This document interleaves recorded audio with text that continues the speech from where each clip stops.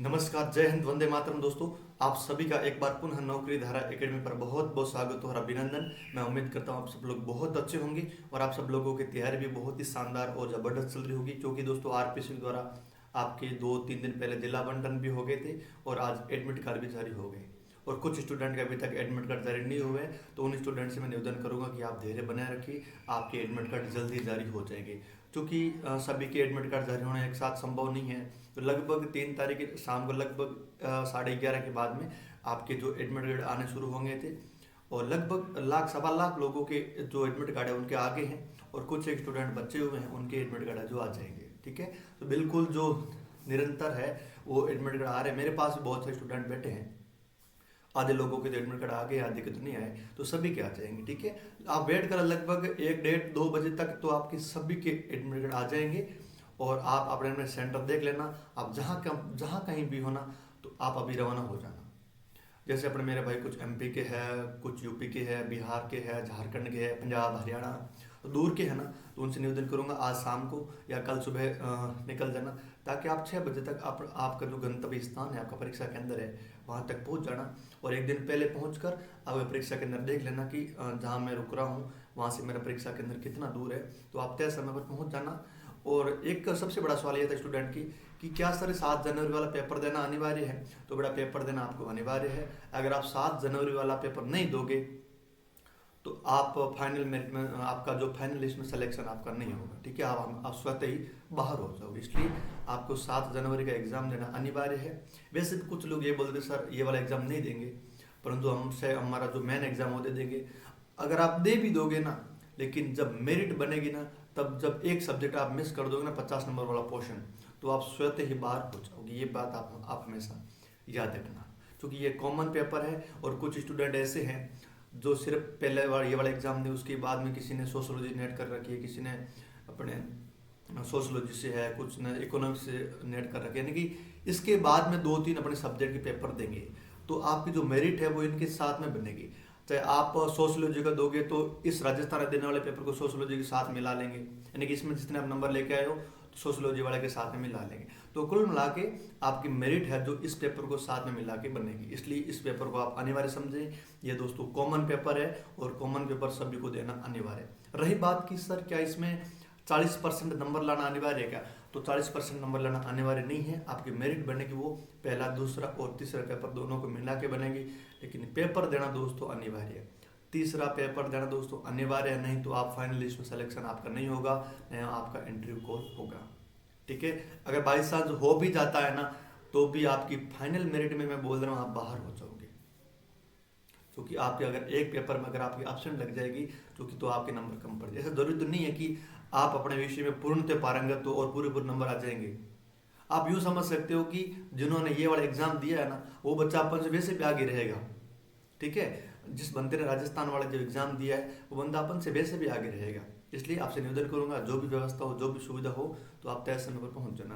कुछ लोग मेरे एमपी के भाई है, वो लोग बता रहे थे सर हमारे एमबीबीएस का है, कुछ ऐसा कुछ बता रहे थे सर वो एग्जाम भी सर हमारे 7 जनवरी को है।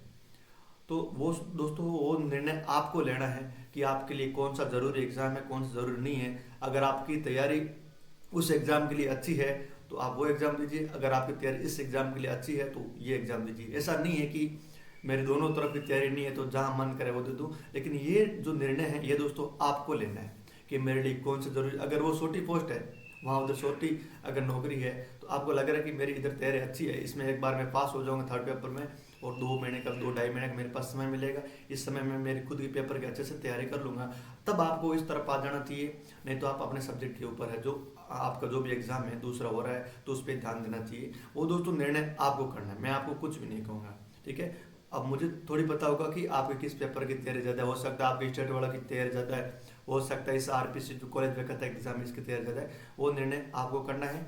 और आप तय समय पर एग्जाम सेंटर पर पहुंच जाइए। अगर आपको राजस्थान दोस्तों किसी भी लोकेशन पर आपको दिक्कत आ रही है तो इस नंबर पर आप मुझे कॉल कर देना।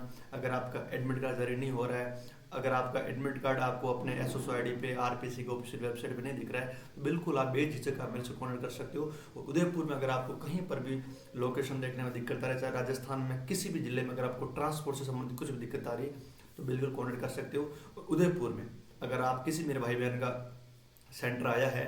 अगर आपको पता नहीं है कि रेलवे स्टेशन से या बस स्टेशन से कि मेरे उस एग्ज़ाम सेंटर तक दूरी कितनी होगी, अगर सर मैं जयपुर से हूँ, अगर सर मैं जोधपुर से हूँ, तो मेरी क्या व्यवस्था रहेगी कि मैं तय समय पर यहाँ पहुँच जाऊँ। अगर यहाँ पहुँच जाऊँ तो सर मेरे लिए रुकने की क्या व्यवस्था होगी। अगर मैं रात को 12 बजे पहुँच जाता हूँ तो सर मेरे क्या होगा। यानी कि आपकी कुछ भी इंक्वायरी हो, बिल्कुल आप बेझिझक होकर मेरे को फ़ोन कर सकते हो। चाहे आप आधी रात को भी 2-3 बजे मुझे फ़ोन कर देना, लेकिन ये भाई आपके साथ हमेशा मिलेगा। क्योंकि बीते 7-8 दिन से आप सभी के साथ मैं खड़ा हूँ, मैं सभी बच्चों के सपोर्ट कर रहा हूँ। मेरे पास दिन में हज़ारों फ़ोन आते हैं, लेकिन मैंने सभी को संतुष्ट करने का और सभी को एकदम धैर्यपूर्वक जवाब देने का प्रयास किया, और आगे भी मेरा यही प्रयास जारी रहेगा।